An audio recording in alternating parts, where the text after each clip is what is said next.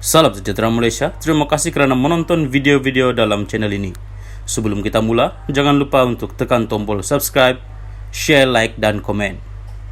Let's go! Salam sejahtera dan selamat malam. Salam perpaduan kepada seluruh rakyat Malaysia. Berita seterusnya, Zahid, nasib KJ pensabotaj parti lain diputuskan esok. Berita penuh, mesyuarat Majlis Tertinggi MKT UMNO esok akan menentukan nasib Khairi Jamaluddin dan ahli UMNO lain yang didakwa mensabotaj parti dalam pilihan raya umum PRU baru-baru ini, kata Ahmad Zahid Hamidi. Presiden UMNO itu memberitahu pemberita petang ini bahawa ia akan menjadi sebahagian daripada operasi pembersihan parti seperti yang telah dijanjikan semasa Perhimpunan Agung PAU parti itu 2 minggu lalu. Untuk itu, Khairi secara individu tak penting. Saya kata pada PAU baru-baru ini, kita akan lakukan pembersihan secara besar-besaran. Termasuk mereka yang sabotaj parti dalam PRU lalu. Termasuk yang menembak kaki sendiri masa PRU diadakan, katanya ketika sidang media di Putrajaya.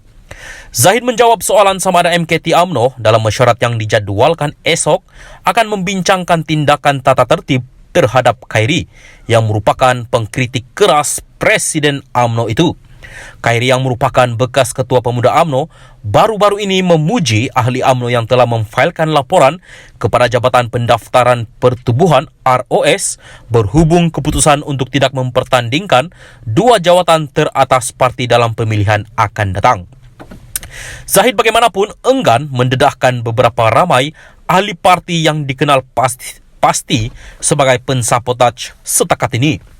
Bila saya kata kita buat secara besar-besaran, maknanya ada orang lain insya Allah. Jadi siapa yang rasa dia buat salah atau belum rasa apa-apa, esok dia rasa, katanya. Tetapi saya tidak boleh beritahu anda jumlahnya sekarang. Ia tidak akan menjadi satu strategi jika saya mendedahkannya kepada media. Saya perlu embargo semua maklumat sehingga tiba masanya untuk saya umumkan, tambahnya lagi.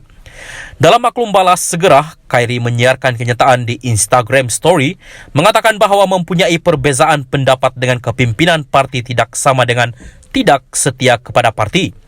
Mempunyai perbezaan pandangan dengan kepimpinan parti dan menyeru semua menghormati proses demokrasi tidak bermakna tidak setia kepada parti. UMNO milik semua ahli parti, bukan majlis tertinggi saja, tulisnya. Terdahulu Khairi yang mengulangi kesetiaannya kepada UMNO dan menolak tawaran Perikatan Nasional PN dan PAS untuk menyertai parti berkenaan. Saya berterima kasih kepada PAS atas tawaran menyertai PN, tetapi saya masih setia sebagai ahli UMNO, katanya seperti dipetik Berita Harian.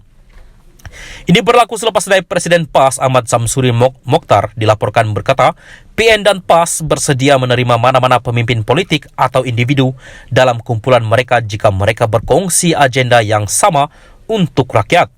Ahmad Samsuri berkata demikian apabila ditanya sama ada gabungan itu akan menerima Khairi jika dia disingkirkan daripada UMNO. Sementara itu, semasa sidang media itu, Zahid turut diminta mengulas kenyataan Dewan Ulama PAS yang mendakwa dia telah memutar belit kenyataan Presiden PAS Abdul Hadi Awang baru-baru ini mengenai sedekah semasa pilihan raya. Zahid yang merupakan timbalan Perdana Menteri memberikan respon menyindir dengan berkata, "Ya, kami tidak ada wang untuk sedekah. Jadi tolong agihkan sedekah menggunakan wang yang datang dari sumber yang tidak diketahui."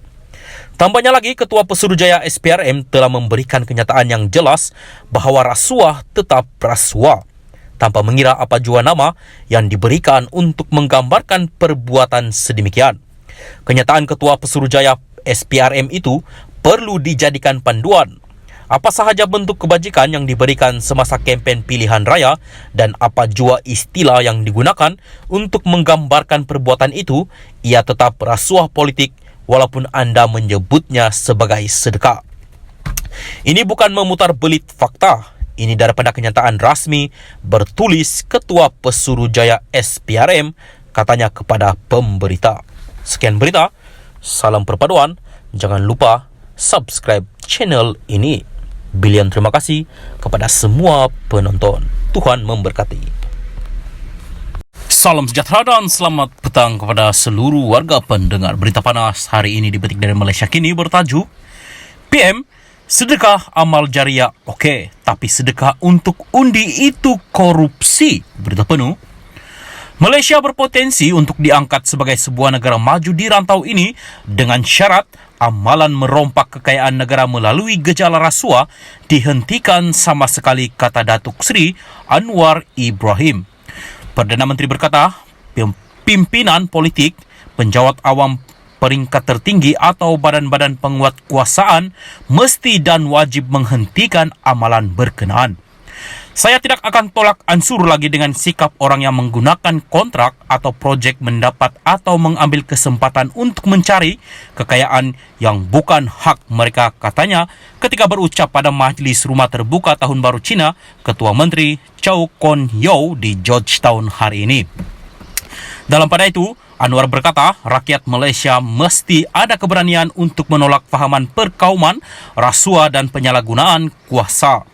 Beliau yakin negara akan dapat mencatat tahap kemajuan dalam masa singkat yang belum pernah disaksikan sebelum ini sekiranya wujud semangat perpaduan yang utuh dalam kalangan rakyat untuk menolak gejala buruk berkenaan.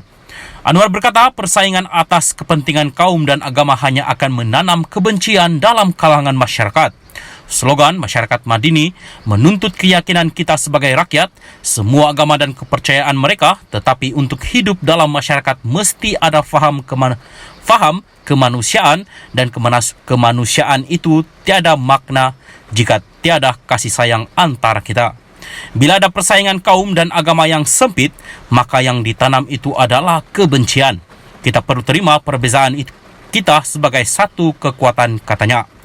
Menyentuh mengenai amalan komision dan sedekah pada pilihan raya, Anwar berkata amalan itu jelas boleh merugikan negara dan masyarakat.